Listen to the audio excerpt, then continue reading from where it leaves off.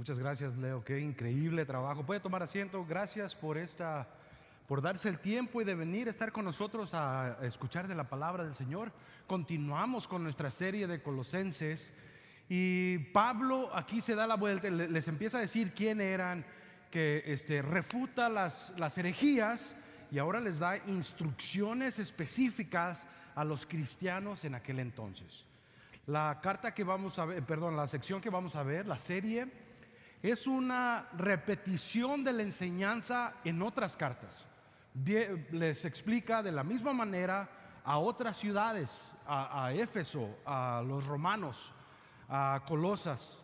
Les dice de diferente manera para que entiendan el mismo mensaje y su comportamiento como cristianos. Les asienta cómo era su vida atrás, su pasado, y ahora qué es lo que tienen que hacer para comprobar y demostrar su fe. Y necesitamos las instrucciones, necesitamos esa guianza específica y directa para nuestra vida, porque sin ella hacemos idiosincrasias y creamos ídolos. Y ahorita vamos a ver un poquito más sobre ese tema. Estaba leyendo sobre este tema y viendo sobre los patriarcas de la iglesia en el Nuevo Testamento. Después de que los apóstoles ya no sobrevivieron su martirio, llegaron a la muerte, pero ellos tuvieron discípulos. Y los padres de la iglesia como Origen de Cesarea y Policarpio y todos esos en los primeros siglos, ellos trajeron muchas enseñanzas muy fuertes. Se dice un mito, una mitología o un rumor de aquel entonces que Origen de Cesarea se había castrado él mismo por una malinterpretación de Lucas 19:12, donde dice algunos son hechos eunucos. Que se dice que él tomó tan fuerte esta palabra que llevó y él mismo se hizo esa cirugía, que me imagino que ha de haber sido dolorosa, pero era un mito. Era Origen de Cesarea era un gran teólogo al que muchos todavía visitan para instrucción y dirección. Entonces yo dudo que este señor haya tomado la palabra tan literal y él mismo se haya hecho una cirugía de esa índole, pero la mitología, el mito dice que él, por falta de instrucción, por falta de dirección o de conocimiento, él fue y se hizo esta cirugía. Y mira, muchos de nosotros como cristianos necesitamos una dirección específica y perfecta, directa. Queremos que el Señor abra el cielo y nos dé con voz audible de una bocina desde mero arriba que nos diga directamente qué es lo que tenemos que hacer como cristianos. Queremos una voz específica a ti que diga: César, necesitas acomodar las sillas todos los domingos o acomodar la letra en la computadora para que sepas exactamente cómo debes de servir. Y es un error muy grande. Es un error muy grande. Todos tenemos un llamado a servir a la iglesia de alguna manera.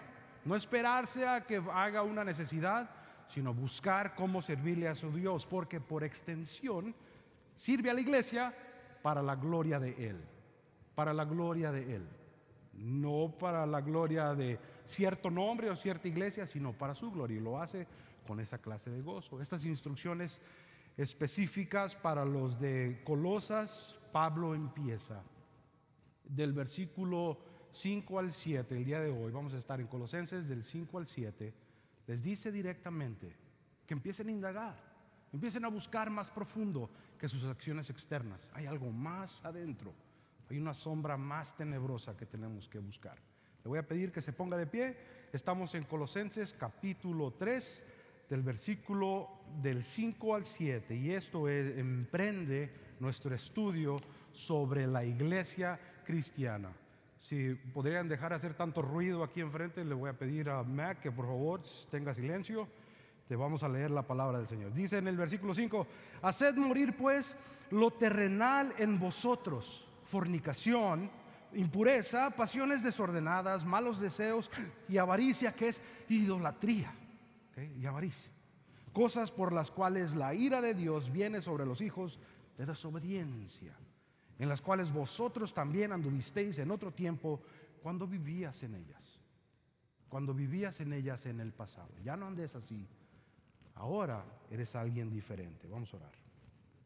Señor mi Dios, vengo ante ti y te agradezco por esta oportunidad, por este privilegio, Señor, por este recordatorio en mi vida que las cosas que hago exteriormente son una señal, un síntoma de algo más profundo, de algo profundo en el corazón que deseo cubrir o que deseo para mi bienestar, Señor, y lo demuestro de cierta manera. Pablo indica que somos criaturas nuevas, somos una nueva creación, una nueva persona, liberadas del pecado para seguir creciendo, para seguir estando con nuestro Señor Jesús, nuestra relación que se desarrolle para conocerle más y reflejar su amor, su misericordia, su santidad. Te pido, Señor, que nos abras el corazón, a mí mis labios para glorificar tu nombre, y a los hermanos su corazón para recibir el mensaje y las bendiciones de tu palabra. En el nombre de Cristo Jesús. Amén. Puede tomar asiento. Muchas gracias.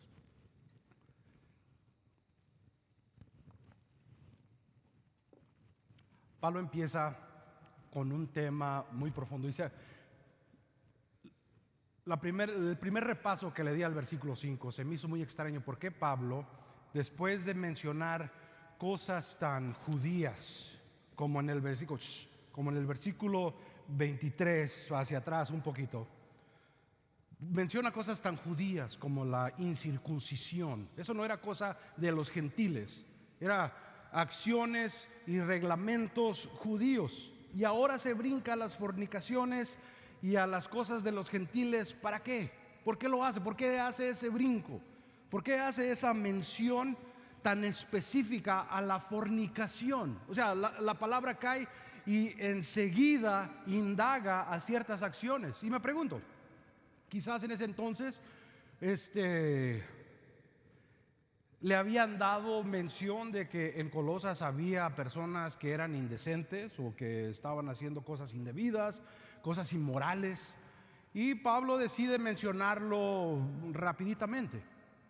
Eso puede ser el caso, que mencionó las palabras para tratar de combatir herejías y intenciones malas, erróneas que estaban sucediendo adentro de la iglesia. Pero también puede suceder que Pablo estaba apuntando a un problema más profundo que las acciones externas. Pablo estaba mencionando algo que sucede más adentro que mis acciones que la gente ve, lo que yo puedo demostrar. Como estaba mencionando los rituales y las acciones, y ahora les dice algo que tiene que ver con lo moral, no con las acciones directas, sino con lo moral, atadas con las acciones de la persona. En el primer punto vamos a ver el problema del corazón, la sombra del corazón. Es la sombra del corazón. En el versículo 5 dice: haced morir pues lo terrenal en vosotros, fornicación, impureza, pasiones desordenadas, malos deseos y avaricia, que es idolatría.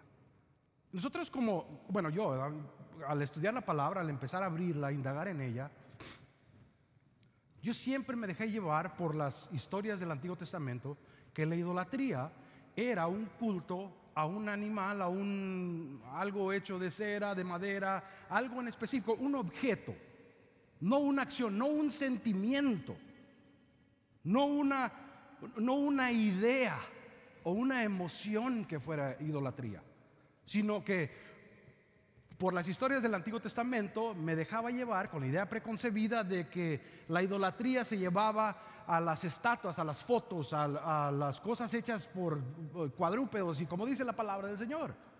Pero Pablo indica algo más profundo ahí, que estas acciones, que la fornicación, la impureza, pasiones desordenadas, malos deseos y avaricia, lleva a la idolatría.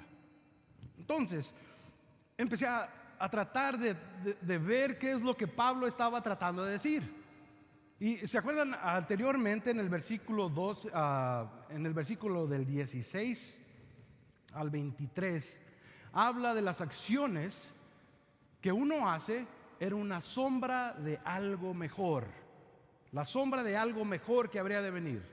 Todos los rituales, todos los sacrificios que se hacían en el templo era una sombra de algo mejor que había de venir, y eso mejor era Jesús.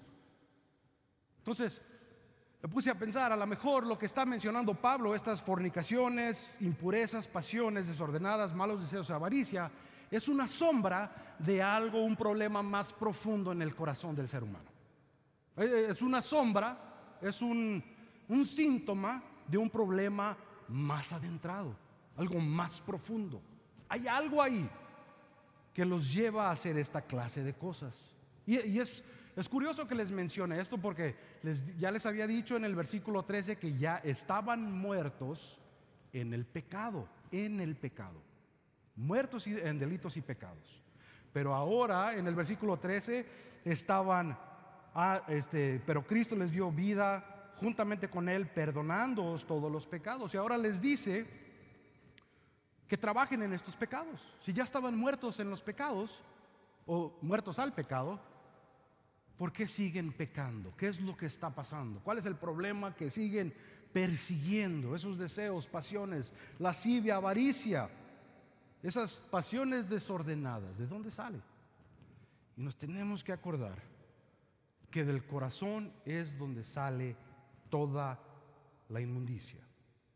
Y aquí Pablo menciona esta lista de 5 cosas, porque estaba directamente atacando a los rituales y a las entregas a los dioses de Colosas y a los paganos que hacían normal todo el tiempo.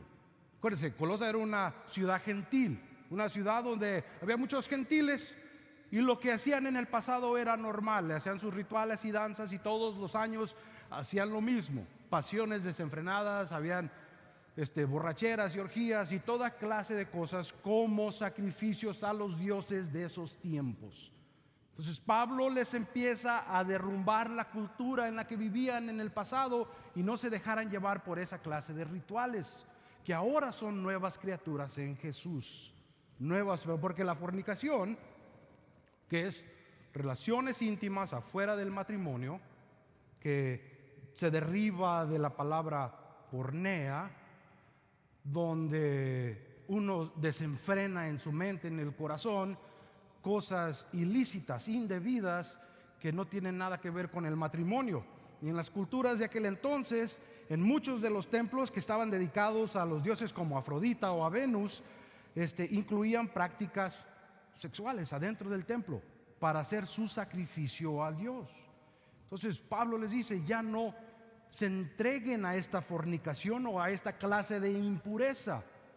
De la misma manera les dice en el libro de Corintios, en Primera de Corintios, que su cuerpo es el templo del Espíritu Santo, porque en ese entonces de Corintio era un isthmus donde había, me parece que llegaban hasta el puerto, subían el barco a ciertos carruajes y los hacían rodar hasta el otro lado del istmo para poder hacer libre comercio en la ciudad, en Corintio. Entonces había muchas ideologías, muchas idiosincrasias y sacrificios a dioses paganos. De la misma manera les dice que no saben que su cuerpo es templo del Espíritu Santo, porque ellos mismos, Pablo en ese lugar también estaba atacando los sacrificios, entre comillas sacrificios a Venus, porque en realidad me imagino que no era un sacrificio. Si eres un padre de familia y vas al templo a sacrificar a la diosa Venus, ¿qué beneficio tan grande es ir al templo donde va a recibir placer? Pero sigue con la impureza, que son motivos impuros, que si de veras iban al templo a dar un sacrificio a la diosa Venus o Afrodita. En las pasiones desordenadas atacaba Pablo para las festividades y celebraciones paganas, como el dios Bacchus en ese entonces, el dios del vino, donde en el monte o en estadios hacían fiestas cada año donde había borracheras y orgías de la misma manera. Decía Pablo, ya no practiquen eso, porque los lleva a la idolatría. Tratan de suplir algo más profundo, un deseo desenfrenado en el corazón, que ustedes ya no deben de participar en eso. La lista que menciona está directamente atada a los dioses a los que sacrificaban en ese entonces. Entonces nosotros pensando que antes, que solamente a los dioses de madera y de cera era idolatría, es un error muy grande. Yo tenía ese concepto cuando de primero llegué a los pies de Jesús, que las estatuas, las ciertas fotos y todo eso es idolatría. Pero no, la idolatría va más profundo. Dice Timothy Keller, un escritor, y le recomiendo este libro, se llama Dioses Falsos, Counterfeit Gods en inglés. Excelente libro. Dice, habla de los ídolos en el corazón. Decía que el corazón del humano toma cualquier cosa buena, amor, posiciones materiales, una carrera, hasta la familia, y los transforma a ser lo más importante. Toman el pedestal que le pertenece a Dios.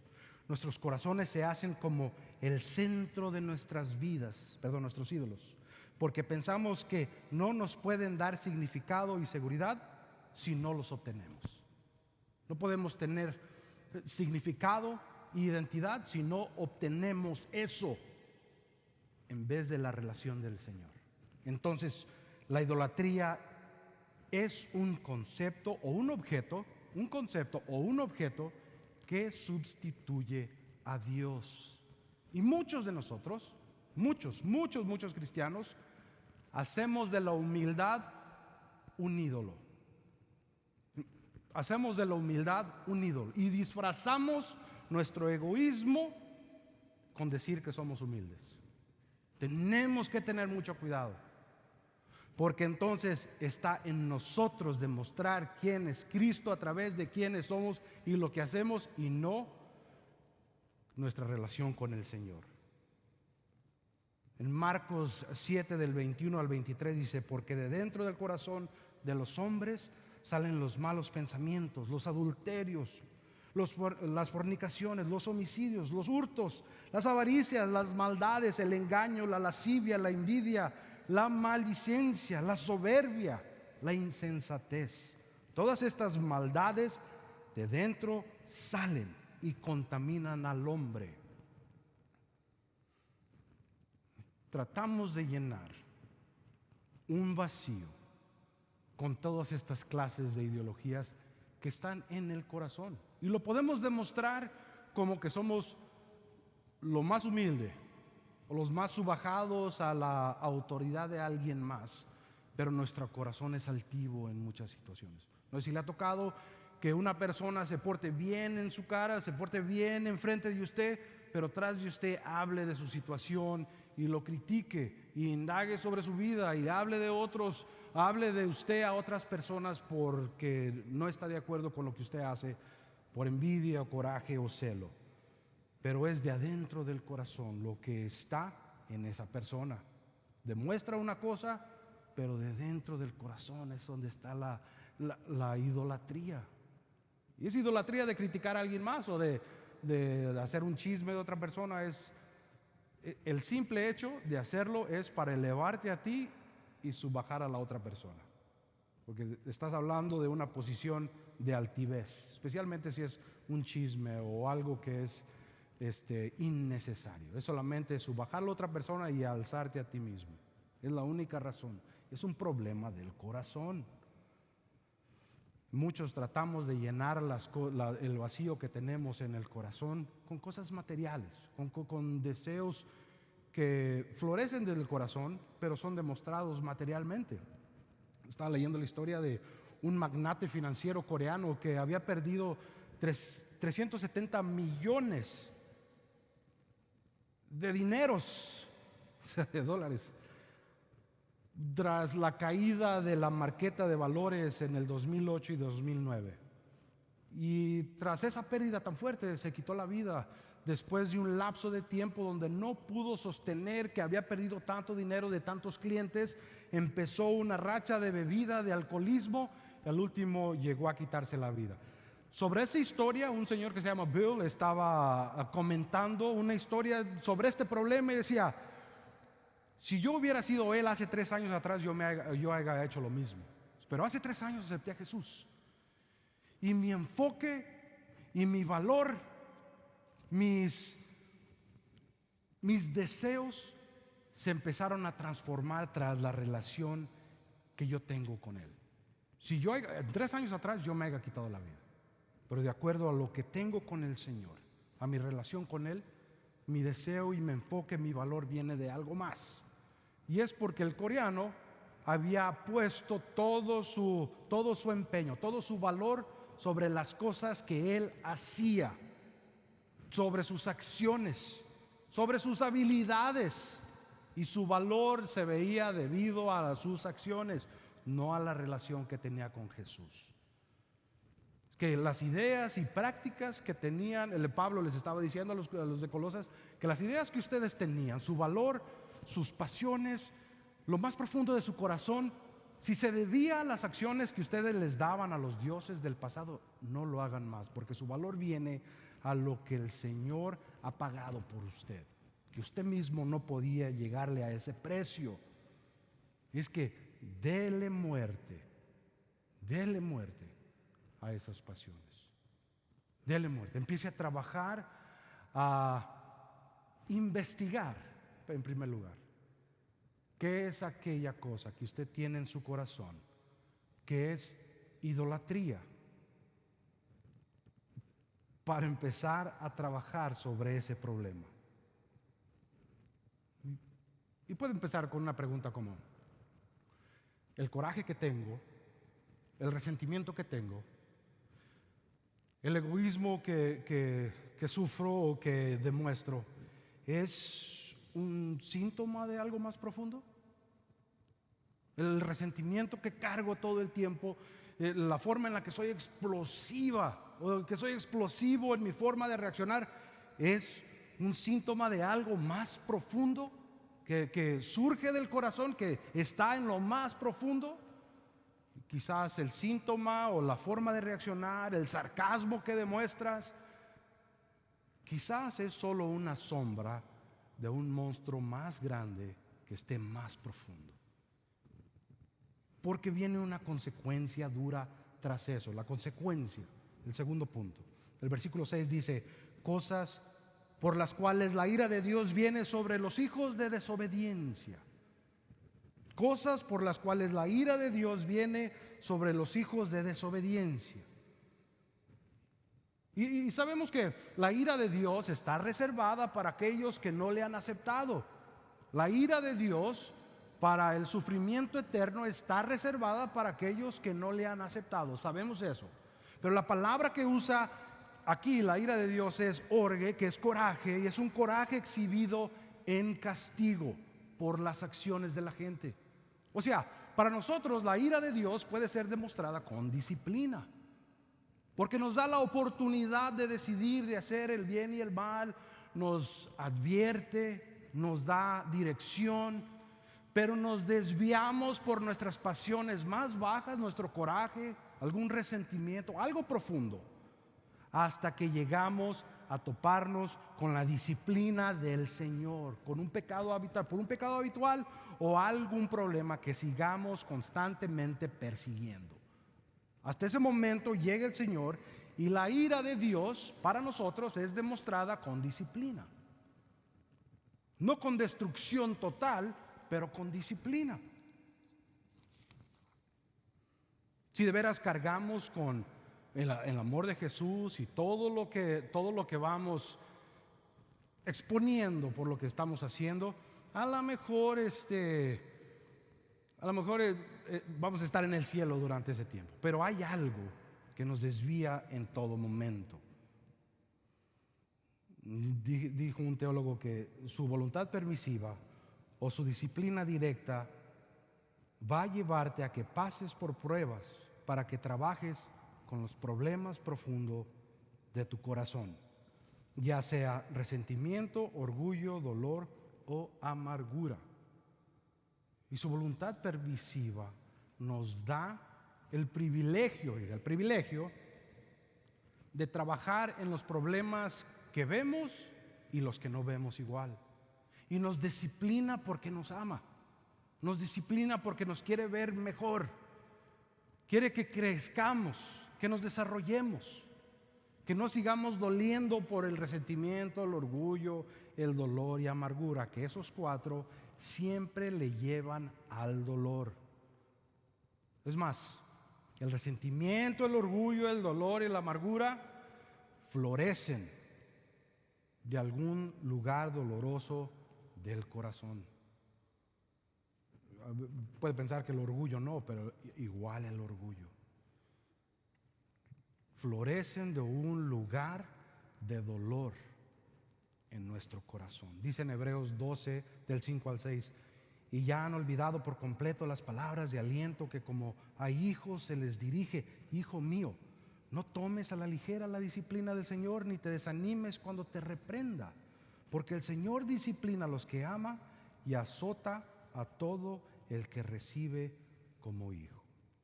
Durante el siglo XIX, un predicador muy conocido llamado Charles dirigía un ministerio exitoso. Al principio de su ministerio, Charles estaba profundamente comprometido con la palabra de Dios y con la oración, pero a medida que su congregación crecía y su reputación se expandía, se volvió cada vez más orgulloso.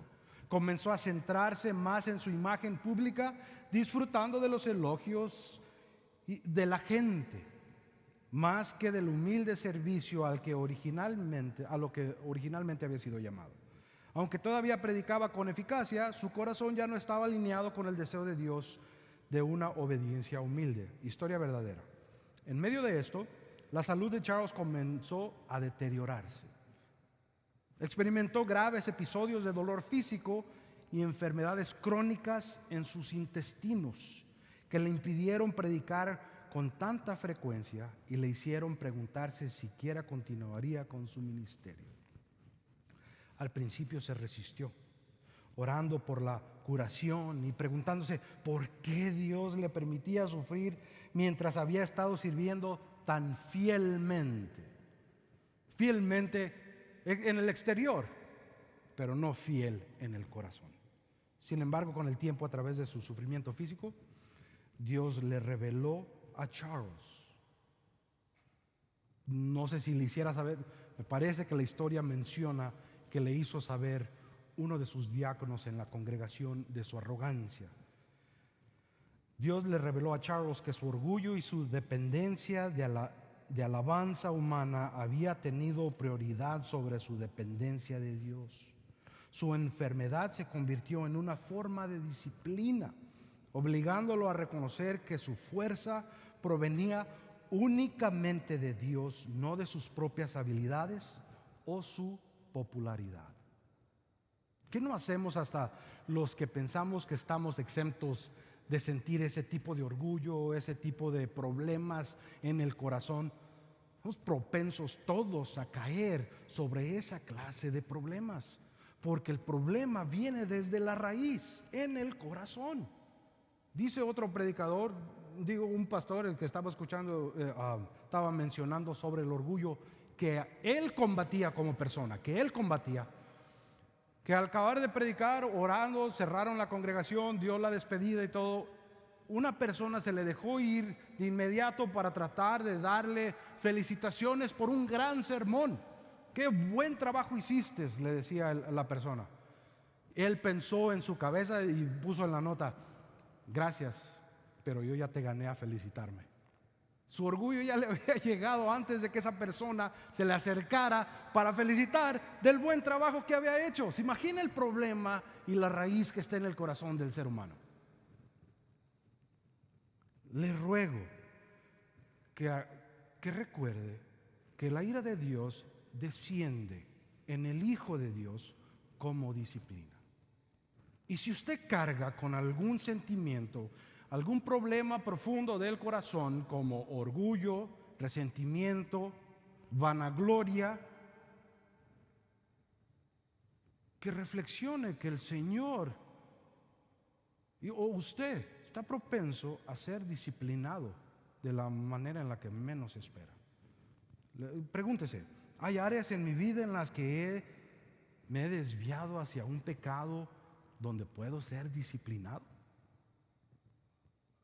Quizás en la desobediencia, ¿Hay algún lugar donde tengo que corregir? Porque sé que si el Señor me disciplina, va a ser de extremo dolor.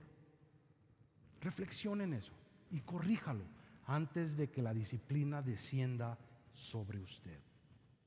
Pero eso tiene un mensaje positivo para usted. Dice en el versículo 7 que estábamos en el pasado. En el versículo 7 dice: en las cuales vosotros también anduvisteis en otro tiempo, cuando vivías en ellas. Está hablando de las acciones explicadas en el versículo 5, de la fornicación, inmoralidad sexual, impureza, bajas pasiones y avaricia. Estaban muertos en el pecado. De nuevo en el versículo 13: y vosotros estando muertos en pecados, pero resucitados en Cristo, ahora están muertos al pecado. En pecado, ahora al pecado. En Romanos 6:11 dice: así también ustedes consideren que están muertos para el pecado, pero que están vivos para Dios en Cristo Jesús. Y ya no participan en lo que ellos son los que no han aceptado a Jesús. Aquellas personas que no han recibido a Cristo, que no han aceptado su muerte y su resurrección para tener una relación con Él y la aseguranza de vida eterna en el cielo. Ellos son ellos. Pero usted ya no que se haya apartado y se mueva de estado, se mueva del lugar donde vive, sino que ya no practica las cosas que ellos practican. No deja de ser amigos, pero no ser parte de lo que ellos hacen. No dejan de hablarles, pero no hablar como ellos hablan. No dejar de compartir con ellos, pero no compartir las mismas actitudes ni acciones. No rechazar las personas, pero sí rechazar las conductas y idiosincrasias en las que ellos viven. Dice en Romanos 6 del 1 al 4, para apoyo de lo que Pablo les está diciendo. Como les mencioné al principio, Pablo les da el mismo mensaje de diferente manera para que tengan instrucciones de cómo vivir en Cristo ahora. Dice en el versículo 1: ¿qué concluiremos? ¿Vamos a persistir en el pecado para que la gracia abunde? De ninguna manera. Nosotros que hemos muerto al pecado, ¿cómo podemos seguir viviendo en él? ¿Cómo puedes regresar a lo mismo de lo que el Señor te sacó? ¿Por qué persistimos en la suciedad de la que Él ya nos limpió? ¿Acaso no saben ustedes que todos los que fuimos bautizados para unirnos con Cristo Jesús, en realidad fuimos bautizados para participar en su muerte? Por tanto, mediante el bautismo fuimos sepultados con Él en su muerte, de modo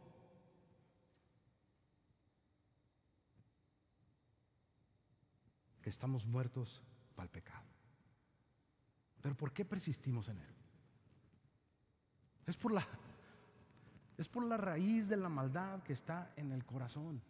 No somos intencionales en tratar de erradicar o buscar y trabajar en ella. Le damos cabida a las cosas de las que Él ya nos sacó.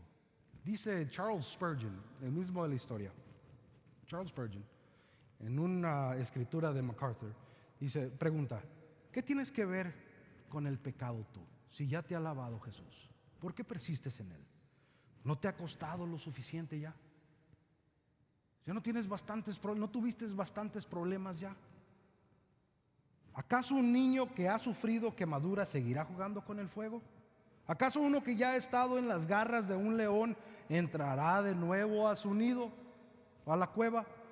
¿Qué no has tenido ya suficiente de esa vieja serpiente?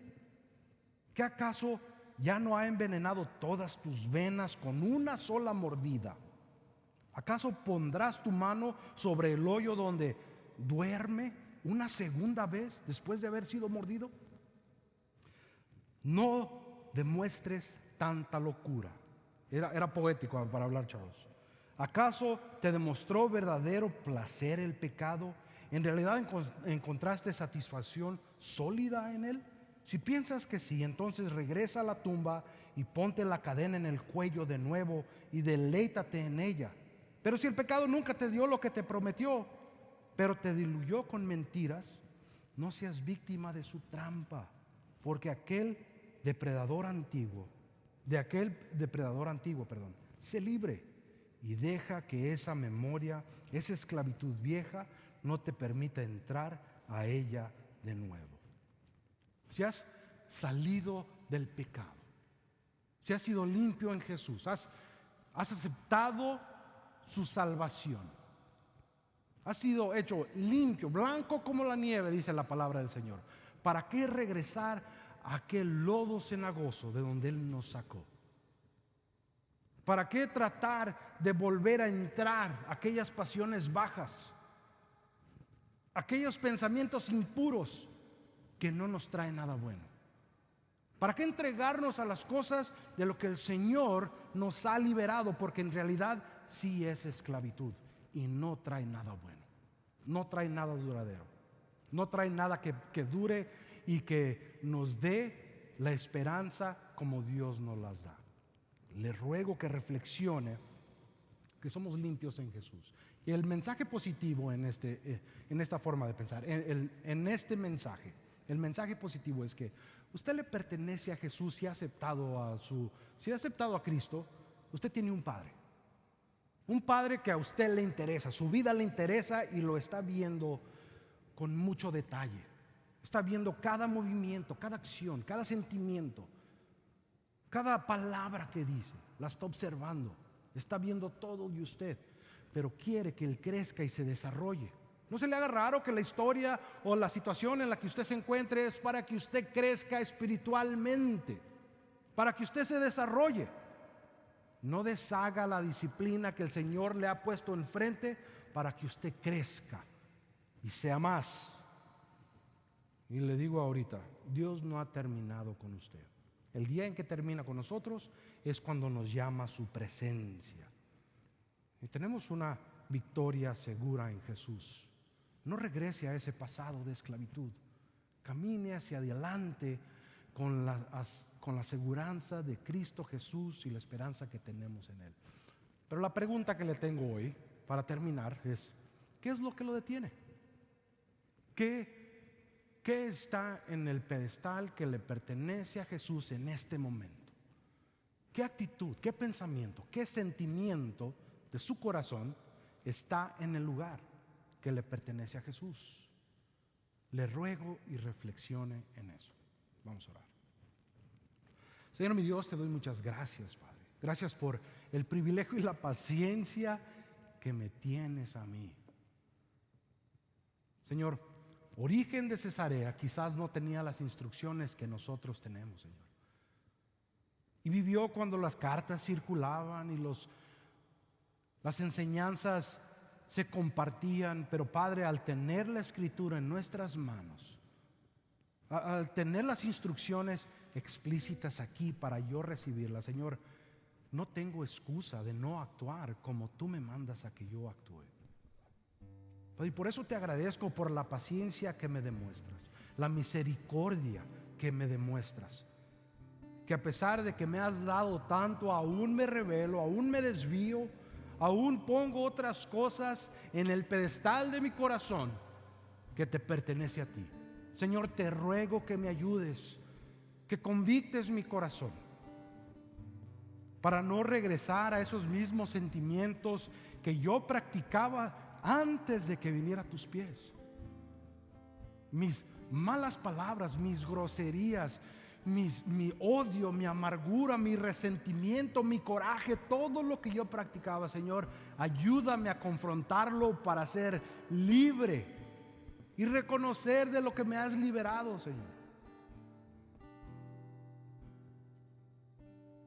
Padre, no lo puedo hacer solo, y yo sé que estás conmigo. Sé que las circunstancias y las situaciones en las que me encuentro las puedo tomar para crecimiento, Señor. Ayúdame a no quejarme de ellas, sino tomar la lección que quieres que vea para crecer y desarrollarme. Señor, te doy muchas gracias por las instrucciones de Pablo, la manera en la que usaste este instrumento, este hombre que admiramos fuertemente, Señor, cómo solo fue un instrumento para darnos instrucciones específicas. Ayúdanos, Padre, a seguirlas de cerca para agradarte a ti y vivir como nos mandas. Te doy muchas gracias por las bendiciones en el nombre de Cristo Jesús. Amén. El altar va a estar abierto. Mientras la música toca, mientras Leo nos trae una canción, si usted tiene algo que le tiene que entregar, ha estado regresando a la forma vieja de actuar, a su forma vieja de reaccionar, de explotar, de tener resentimiento, de amargura o de hablar, le ruego que le entregue eso al Señor. El altar va a estar abierto. Vaya usted a Él, pídale fuerzas, reconozca su libertad del pecado, cómo Él lo ha limpiado. Vamos a orar.